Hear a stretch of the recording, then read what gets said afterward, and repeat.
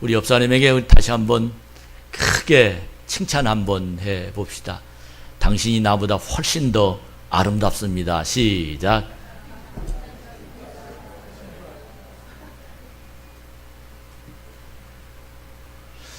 (6월) 달에는 하나님이 나를 잊지 않으십니다 하는 그런 주제로 약속이라는 테마를 잡아서 계속해서 하나님의 말씀을 이 강단 속에서 위에서 여러분들에게 전달해 드립니다. 저는 이 하나님의 약속이라는 이 말씀을 가슴에 품고 제 자신이 잠자다가도 걸어가다가도 또 누구를 만나다가도 야, 이 약속이란 참 인간관계에 얼마나 중요한지 알 수 없구나 하는 생각을 가지고, 만약에 믿을 수 없는 사람과 내가 세상을 살면 얼마나 어려울까. 하물며 하나님을 못 믿는다면 내가 목사가 얼마나 세상을 힘들게 살며 얼마나 힘들게 목회할까 하는 그런 불안감까지 약속이라는 이 단어를 깊이 생각하다 보니까 거기까지 내 마음이 가게 되었습니다. 하나님의 약속을 믿고 살아가는 사람은 당당하게 살 수 있습니다. 여러분, 당당하게 삽시다. 하나님의 약속이 분명한 확신을 가지고 살아가는 사람들은 내일이 두렵지 않습니다. 고난이 두렵지 않습니다. 아무리 힘들어도 하나님의 주신 약속이 내 가슴속에 분명하게 마치 도장을 찍는 어느 계약서처럼 내 마음에 박혀 있다면 그는 어떤 일이 다가와도 보장된 인생을 사는 것처럼 세상을 승리하며 살 수 있습니다. 여러분이 잘 아는 사무엘상 17장에 보면 다윗이라는 어린 소년이 등장합니다. 사실 양치기 소년입니다. 무명 소년입니다. 사실 그를 아는 사람은 별로 없었습니다. 근데 그 소년이 전쟁터에 나가요. 어떤 상황이냐 하면 전쟁에 이스라엘의 장군들은 반대편엔 적군인 블레셋이라는 그 장군의 골리앗이라는 엄청나게 큰 그 장군이 가운데 떡 쏘서 누구든지 나와라 벌벌벌벌 떨고 있었습니다. 전쟁은 시작조차 하지도 못하고 대립을 있었지만 이스라엘 사람들은 다 기가 꺾여서 이젠 죽였구나 하는 그런 생각을 가지고 있었던 겁니다. 그때 나타난 소년, 정말로 무명인 소년, 장군이 아닌 소년, 전쟁을 배우지 않은 소년, 한 번도 전쟁에 참여하지 않은 소년이 앞에 나가서 하나님의 약속을 믿고 나간 겁니다. 하나님을 믿고 나간 겁니다. 그때 그 블레셋 장군인 골리앗에게 한마디 하는데 그 한마디가 뭐냐면 큰 소리였던 적은 소리였던 그 소리에는 힘이 달렸습니다. 그 소리가 어떤 소리냐면 이 골리앗 장군아, 어리석은 사람아, 전쟁의 승패가 칼과 창으로 있는 줄 아느냐? 전쟁은 하나님 손에 달렸어 라는 말입니다. 이 말이 어디에서 나옵니까? 성경에서 나왔습니다. 이 말이 어디에서 나왔습니까? 부모의 신앙의 가르침에서 나왔습니다. 이 말이 어디에서 나왔습니까? 다윗이 그동안 하나님을 만난 하나님의 약속에서 나왔습니다. 하나님을 신뢰하는 믿음에서 이 다윗은 그와 같이 엄청난 골리앗에게 찾아가서 전쟁이 하나님 손에 달렸는데 너는 좀 힘이 세다고 나를 이길 것 같으냐? 우리 나라를 이길 것 같으냐? 하나님이 너희를 가만 내버려 둘 것 같으냐? 하는 이 당당함이 다윗 속에서 골리앗에게 입을 통해서 확신으로 길을 꺾는 놀라운 역사가 있으면서 실제적으로 다윗은 그 일을 말만 한 것이 아니라 기만 꺾은 것이 아니라 자기가 가지고 있었던 물맷돌,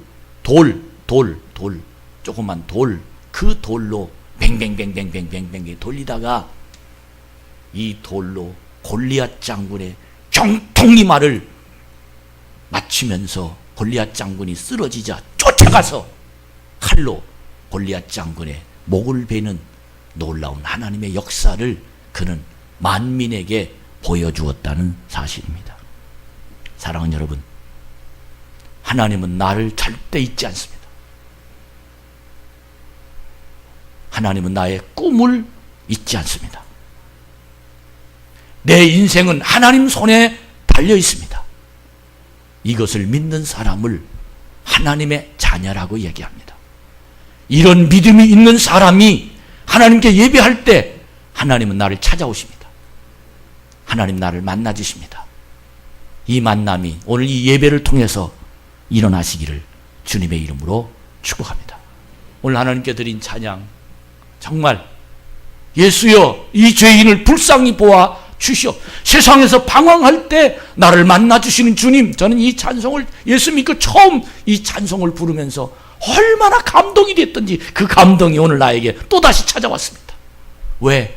하나님은 절대 나를 잊지 아니하시고 하나님의 약속은 절대 나에게 헌신짝처럼 버리지 아니하시고 자기 업수표보다도 하나님의 약속이 더 신실한 그 약속임을 저는 분명히 믿습니다. 오늘 여러분들이요, 하나님이 나를 잊지 아니하시고 하나님이 나의 꿈을 잊지 아니하신다면 거기에 한 가지 분명한 말씀이 있는데 그 말씀은 무엇이냐면 하나님이 내가 이 땅에 사는 이유, 내 목적을 하나님은 절대 잊지 않습니다. 많은 사람들이 내가 이 세상에 살고 있으면서도 내가 이 세상에 사는 이유와 내가 이 세상에 사는 목적이 분명하지 않은 것을 전 바라봅니다. 참 안타깝습니다. 공부하는 목적이 뭐냐라고 물어보면 대학 가기 위해서 공부한다고 얘기합니다.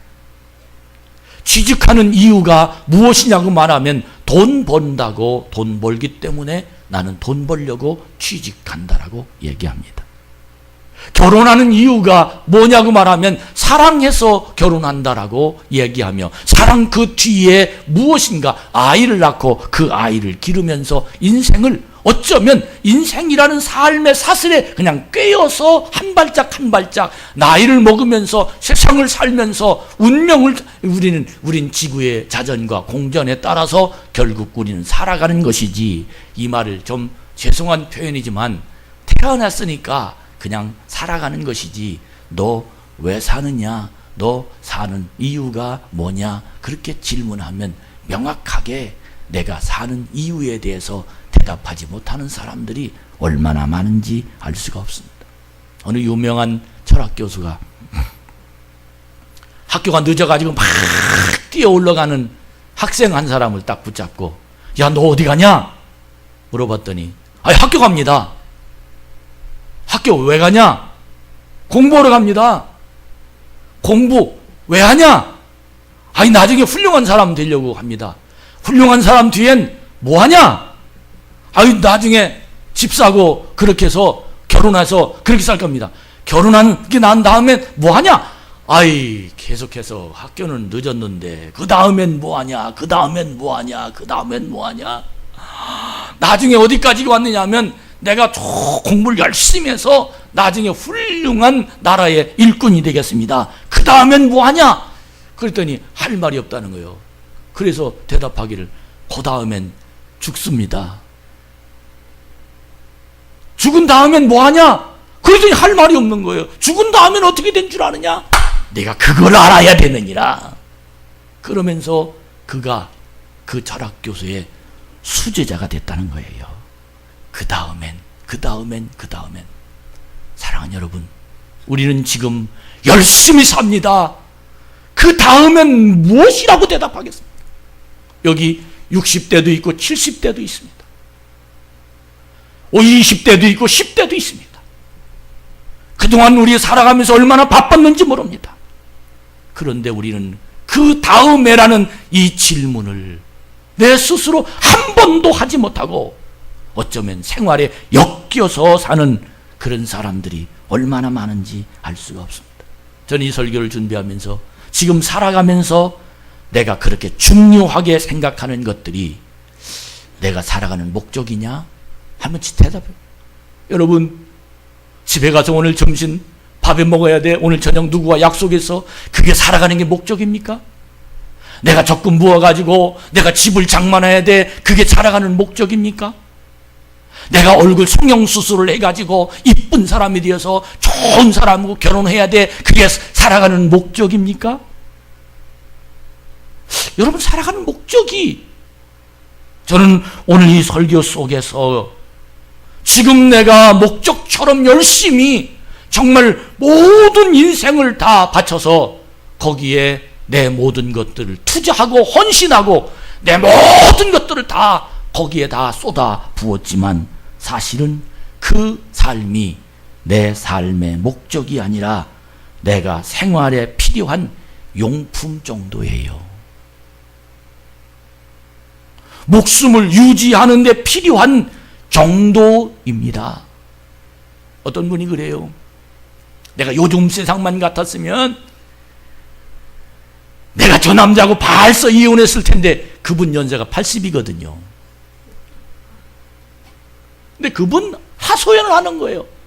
아니, 왜 그럼 젊었을 때 이혼을 못했어요? 그랬더니요, 지금 80세 된 그 노인들은 그때는 어디 가야 직장이라는 게 없었어요.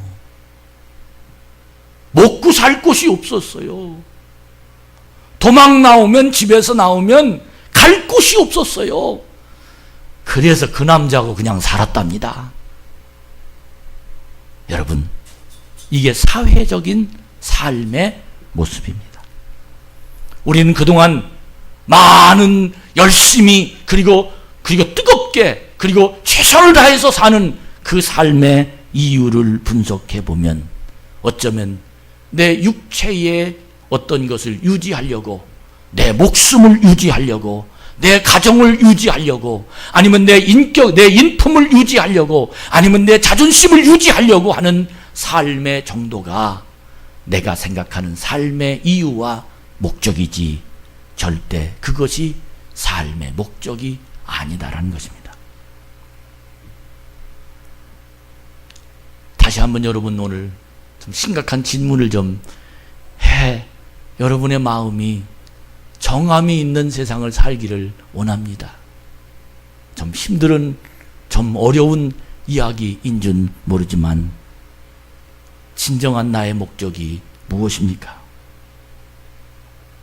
유명한 교회 목사님, 정말 미국이라는 나라를 들어 떠났다 하는 그 목사님, 그분의 인정을 받으면 뭐 주지사가 되고 뭐 어떤 그런 정도의 훌륭한 그 목사님 하신 릭 오렌이라는 목사님이 그리스도인의 행복에 관한 말씀을 유명한 책에서 기록해서 말씀했습니다.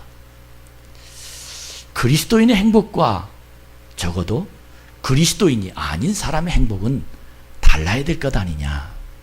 그러면서 그분은 적어도 예수 믿는 사람의 행복이라면 어떤 것이 예수 믿는 사람의 행복이냐. 그분은 얘기하기를, 이 세상을 모든 사람들은 하나님이 보내셨다고 말합니다. 여러분 인정하십니까? 하나님이 보내셨다. 이것을 인정하지 않는 사람들은 우리 부모님이 사랑하다가 날 낳았다, 이 정도입니다. 그러니까 자기가 오고 싶어서 이 세상에 온 사람은 한 사람도 없다는 거예요. 신앙적인, 성경적인, 성경의 모든 성경은 하나님이 우리를 이 땅에 보내셨다라는 메시지가 성경에 나와 있는 하나님의 목적입니다. 그분은 그 말을 하면서, 그렇다면 하나님이 나를 보내셨다면, 그리스도인이라면 하나님 왜 나를 보내셨는지를 하나님께 물어봐야 될 거 아니냐. 여러분 쳐다만 보지 말고 아멘 좀 하면 참 좋겠습니다. 할렐루야. 이거 뭐 알아듣는지 안 알아듣는지 눈동자를 보고는 대충 파악은 하지만 여러분 다른 생각, 여러분 하나님이 적어도 나를 보내셨다면 하나님을 만나서 하나님 왜 나를 보내셨습니까? 그 해답을 받아야 될 거 아니에요. 하나님, 장유진이라는 집사님이 김광수라는 집사하고 결혼했는데 왜 하나님 저 인간하고 나를 결혼하게 만드셨습니까? 이렇게 하나님께 뭔가 질문을 해서 그 질문에 대답을 받고 세상을 살아가야 이건 하나님이 하신 거야 라고 자신 있게 내가 대답할 수 있다는 거예요. 하나님 왜 나를 이 세상에 보내셨습니까? 이것을 터득하고 이것을 깨닫기 위한 과정이 하나님의 영이 내 마음에 오셔야 이것이 깨달아져요. 공부해서 깨닫는 게 아닙니다. 누가 가르쳐서 깨닫는 거 아닙니다. 누구 때문에 아는 거 아닙니다. 하나님의 말씀이 내 속에 임하고 하나님의 성령님이 내 삶을 주장해서 그때부터 내 마음이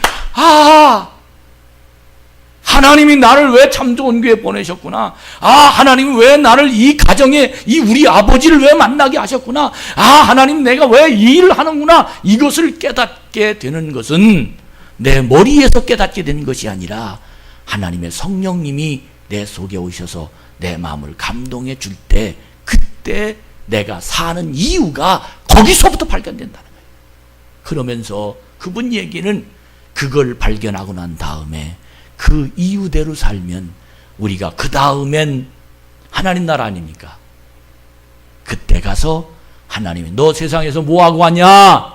그 질문을 하실 때 하나님 나에게 이렇게 말씀하셨잖아요. 저 그 일을 완성하고 왔습니다. 그때 하나님이 나에게 상급을 주신다는 거예요.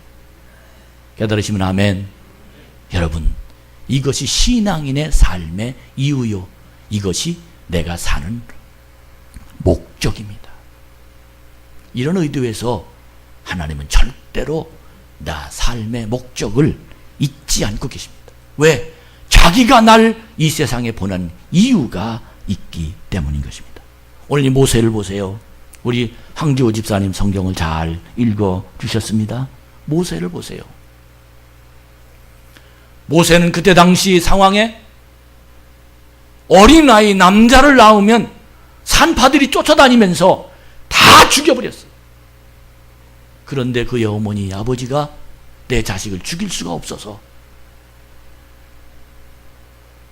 3개월을 기르다가 결국은 갈대상자에 역청을 칠하고 그리고는 물에 모세를 그 속에다 넣고 물에 띄워놓습니다. 이 갈대상자가 쫓아다니 가만히 물에 떠가는 모습을 보고 딸을 보내는데 그 딸 이름이 미리암입니다. 모세의 누나죠.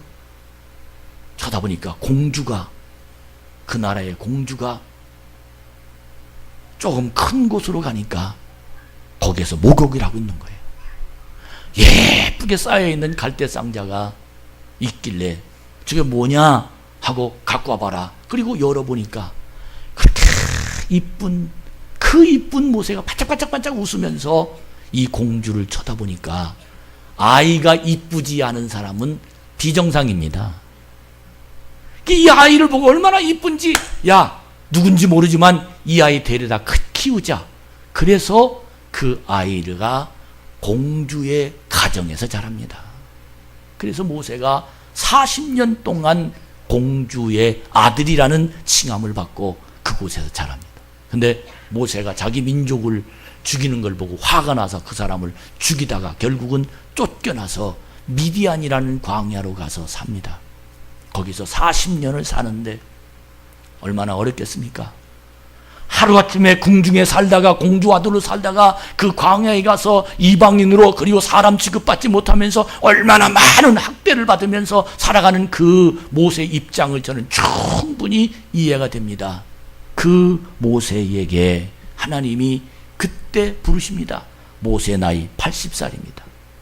모세야, 모세야, 네가 선 곳은 거룩한 곳이니 네 발에서 신을 벗어라. 그리고는 모세에게 하나님이 메시지를 주시는데 그 메시지가 뭐냐면 내가 너희 백성들의 곤고함을, 내가 내 백성들의 고독함을, 내 백성들의 애통함을, 내 백성들의 힘들게 사는 모습을, 내가 백성들의 세상에서 너무 사람 취급받지 못하는 모습을 내가 보았다.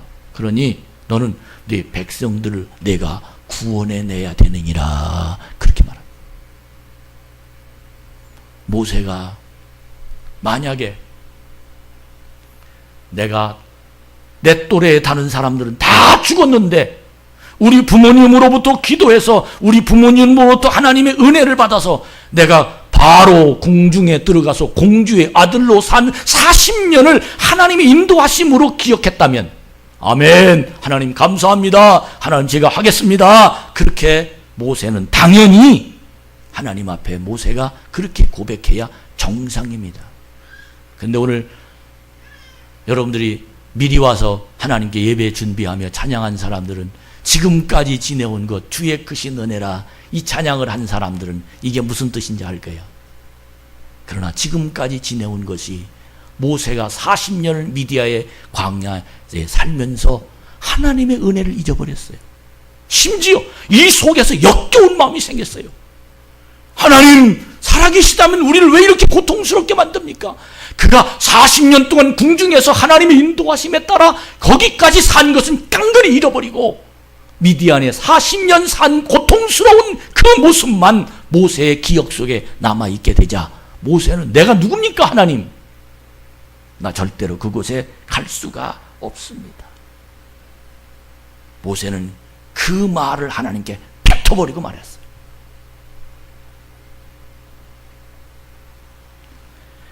하나님의 약속과 굳게 만난 사람은 때로는 멍청하게 보이고, 왜 저 사람 저렇게 세상 물정 모른다고 바보처럼 무능력한 사람처럼 그렇게 보일지 모르지만, 그러나 하나님의 약속 앞에서는 내가 무능해져야 하나님 날 이끌어 가십니다. 모세는 똑똑했습니다. 내가 누굽니까? 난 못 갑니다. 똑똑했습니다. 자기 입장을 정확하게 얘기했습니다. 하나님, 거기 가면 나 죽습니다. 우리가 여기서 거기서 여기를 어떻게 거기 빠져나갈 수 있습니까? 도저히 안 됩니다. 하나님 앞에서 계산적인, 그리고 이성적이고 지성적인 이 사람은 하나님의 약속이 믿어지지 않습니다. 그러나 하나님은 오늘 이 성경 본문에 보니까 너무도 귀중한 말씀을 드립니다. 8절에 보면 내가 내려가서 그들을 애굽인의 손에서 건져내고 그들을 그 땅에서 인도하여 아름답고 광대한 땅, 젖과 꿀이 흐르는 땅, 곧 가나안 족속, 헷 족속, 아모리 족속, 브리스 족속, 히위 족속, 여부스 족속의 지방에 데려가러 하노라. 하나님이 지금 하신다는 거예요. 근데 다만 모세 내가 내 말만 들으라는 거예요. 이것이 하나님의 약속입니다. 우리 한번 따라합시다. 하나님이 하실 테니 약속만 믿어라. 약속을 믿는 것이 내 인생의 목적입니다. 약속을 믿고 세상을 두려워하지 아니하고 어떤 일이 나에게 벌어진다 할지라도 하나님이 함께 하시면 된다라는 믿음을 가진 것이 내 인생의 목적입니다. 여러분이 이 목적 안이 여러분에게 다시 불듯 일어나는 하나님의 사람이 되기를 주의 이름으로 축복합니다. 다윗이 위대했다고 얘기했습니다. 그 위대한 이유가 뭡니까? 하나님 앞에서 자신의 부족함과 무력함을 숨기지 않고 하나님의 약속을 믿는데 다윗은 위대했던 것입니다. 여러분, 정말 여러분과 제가 오늘 이 시간을 통해서 하나님의 약속을 붙잡는, 불가능을 가능케 만드는 하나님의 사람이 되기를 축원합니다.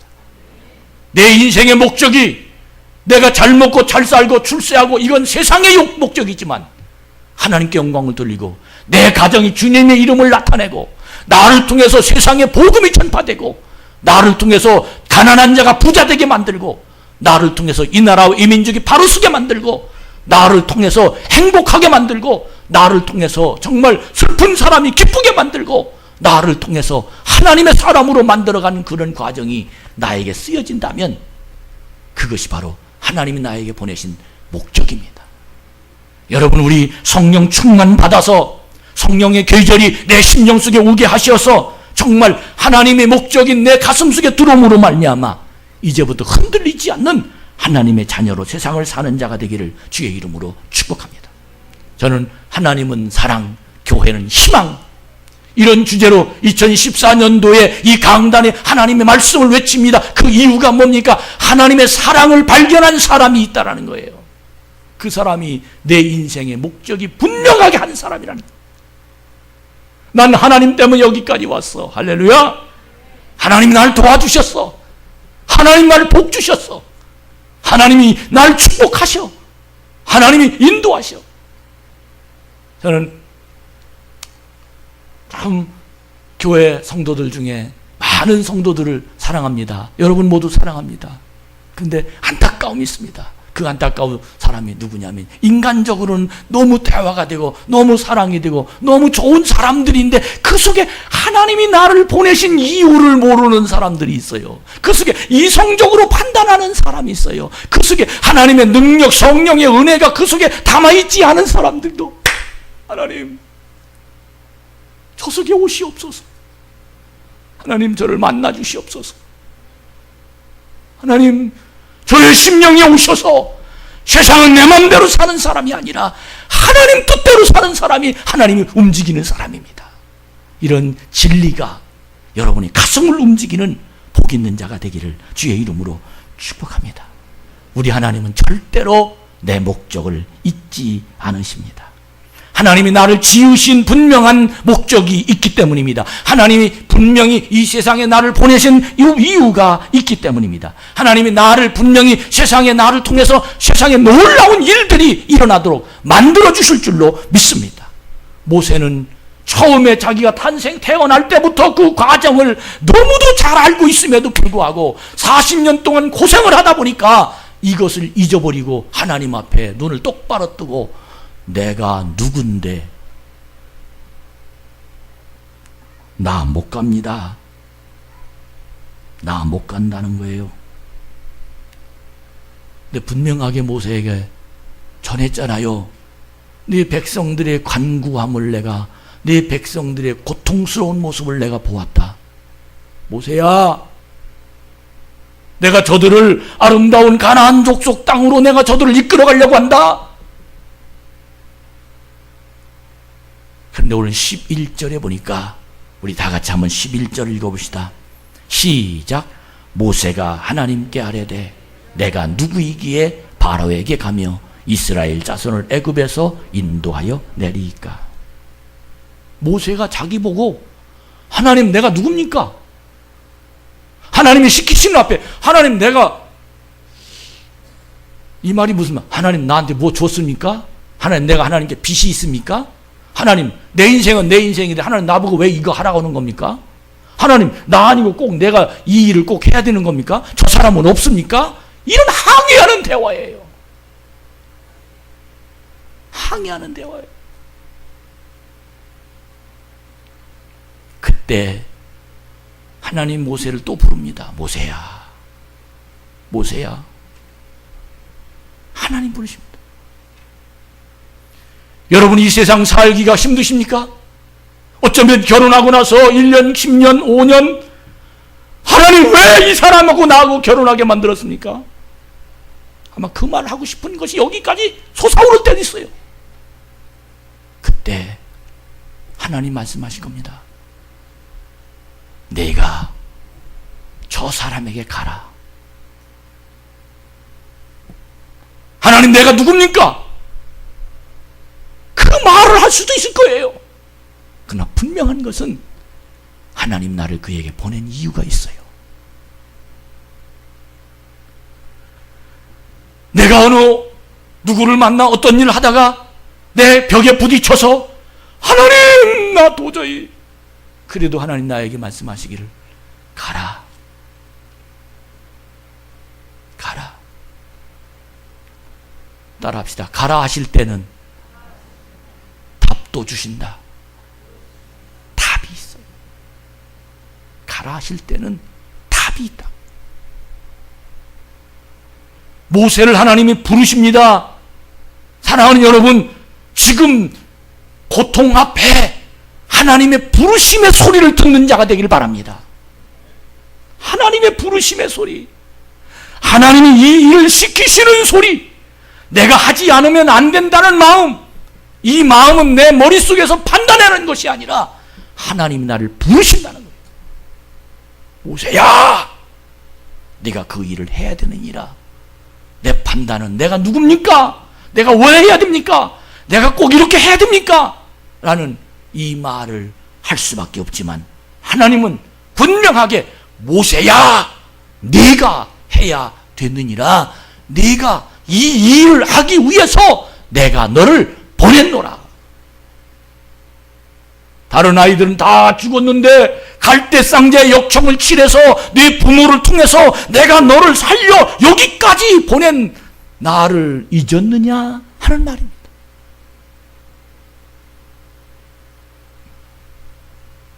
저는 하나님의 부르심에 대해서 내 마음을 정리하기 시작했습니다. 하나님 저를 언제 부르셨나요? 여러분, 신앙인이 하나님을 만난 믿음의 사람이 하나님 날 언제 부르셨나요? 이 대답에 하나님에게 응답이 없으면 그 신앙은 시들은 겁니다. 하나님의 성령이 내 속에 오셔서 나를 만나주신 일, 내가 교회를 개척한 일, 결혼하면서 하나님 나에게 주신 비전 꿈, 그리고 수없이 많은 고통 속에 오시면서 그때그때마다 하나님 나를 만나주신 하나님의 놀라운 역사. 엊그저께 우리 감독님과 만나서 아니 이번에 네덜란드를 가서 복음을 증거하다가 네덜란드에 아주 유명 큰 노아의 배를 성경 그대로 만들어 놨다는 거예요. 그래가지고 이 얼마나 좋은지 정말로 이야 대단하다. 그리고는 돌아와서 어떤 생각을 했느냐 하면 CTS 사장에게 사장님 그거 우리 한국에 데려옵시다. 그 사람 말은 한 번 거기 들어가는데 구경하면 2만을 받는답니다.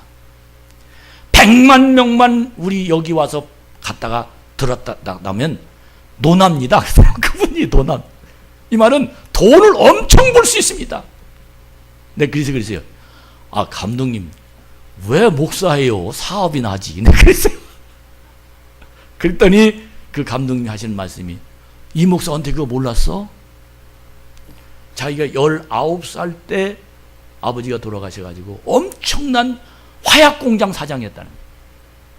엄청난 사업을 했던 그런 사람인데 저 포천에 땅을 몇만 평 사가지고 뭘 만들어서 하는, 다시 결혼해서 그렇게 하는데 아예 눈이 막 만큼 쌓이는데 매일 어떤 사람들이 올라가더라는 거예요. 산 위로. 그래서 자기는 검도를 그때 한참 열심히 하던 사람이었는데 지나가다가 자기를 쳐다보고 신학교 다녀? 그러더랍니다. 신학교가 뭔지도 모르는데. 근데 조금 있다 와가지고 아직도 안 갔어? 그러면서 나중에 뭐냐면 죽는 수가 있어? 그러더랍니다. 그래서 죽는 수가 있다는 그 말에 교회가 뭐냐, 신앙이 뭐냐, 그때부터 하나님을 만나 지금까지 왔다는 거예요. 사랑하는 여러분, 하나님의 부르심에 분명한 포인트가 있어요. 여러분과 제가 오늘 이 시간 정말 교회가 교회되는 게 중요한 것이 아니라, 교회는 이런 교회를 만드는 게 중요한 것이 아니라, 교회 안에 있는 성도들이 하나님이 나를 부르셨느냐는 응답이 있어야 교회가 교회됩니다. 할렐루야. 나 하나님 부르셨느냐는 거예요. 나 하나님이 참교인 교회에 보내셨느냐는 거예요. 집 가까워서 그냥 오는 거냐는 거 아닙니다. 하나님 여기에 분명한 의지와 분명한 뜻이 담아 있다라는 것입니다. 사랑하는 여러분, 정말 여러분과 제가 다시 한번 하나님의 큰 뜻을 발견하며 하나님이 내가 누구간데 이런 철물 누는 소리 하지 않는 신앙이 되기를 주님의 이름으로 축복합니다.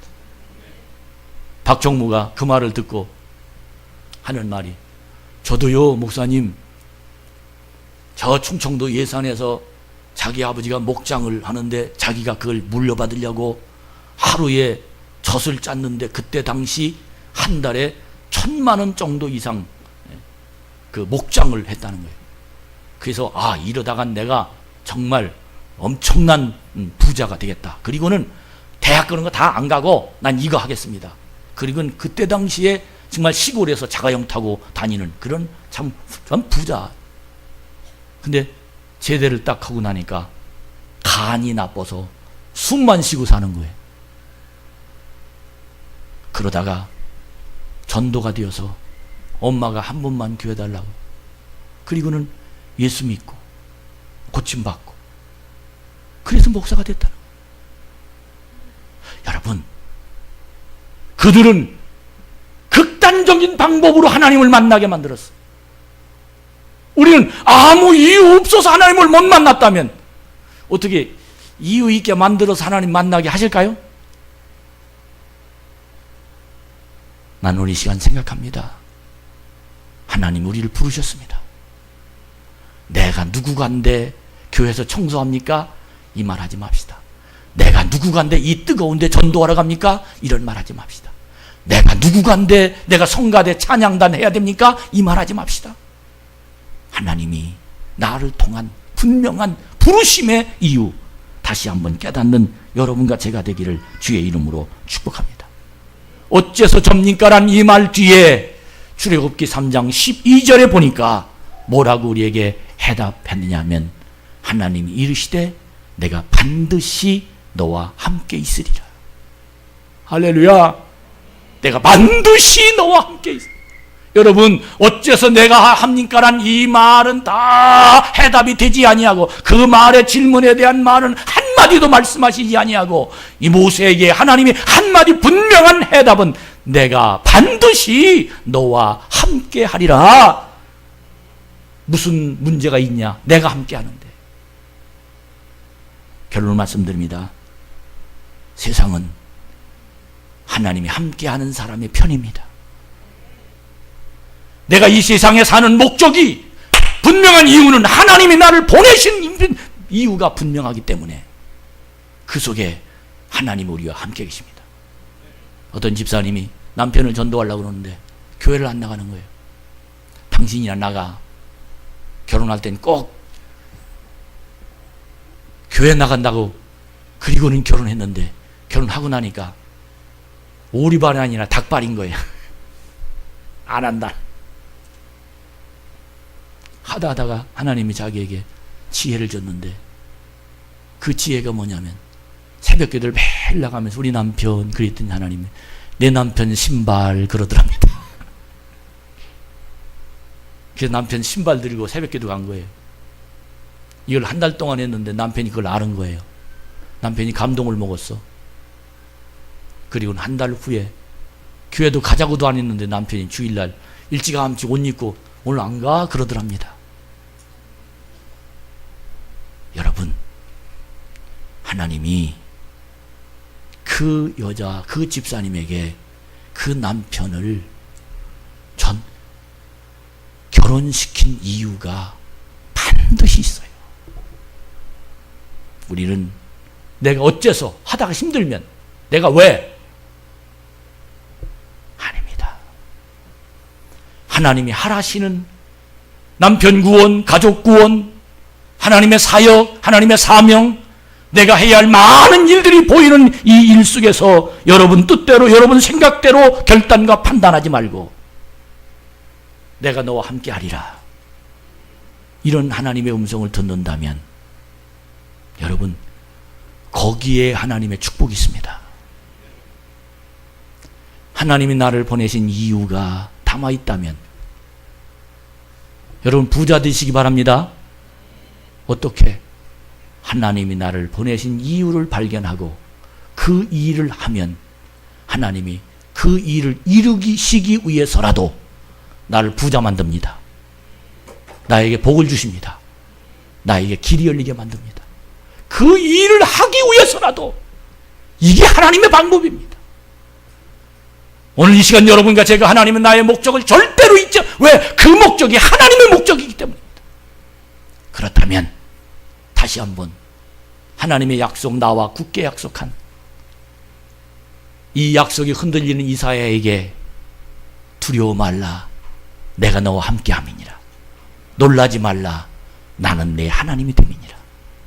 물 가운데로 걸어가도 불 가운데로 타지도 않고, 걸어가도 빠지지도 않고 불 가운데로 타지도 않은 것이다. 너는 내 것이다. 이사야를 통해서 하나님은 분명하게 다시 한번 다짐을 합니다. 다윗을 통해서 여호와께서 집을 세우지 아니하시면 세우는 자의 수고가 헛되다라고 말씀하십니다. 솔로몬을 통해서 사람이 자기의 길을 계획한다 할지라도 그 길을 인도하시는 분은 하나님이라고 말합니다. 여러분, 우리 이 시간을 통해서 정말 하나님의 약속을 부여잡고 여러분 시집간 이유가 뭡니까? 애 낳으려고 시집갔어요? 결혼한 이유가 뭡니까? 회사 다닌 이유가 뭡니까? 집 한 채 그거 살라고 회사 다닙니까? 아니에요. 여기 교회 온 이유가 뭡니까? 마음에 평안하려고 교회 옵니까? 아닙니다. 하나님이 이유가 있어요. 오늘 하나님 만납시다. 하나님 부르심을 받으시기 바랍니다.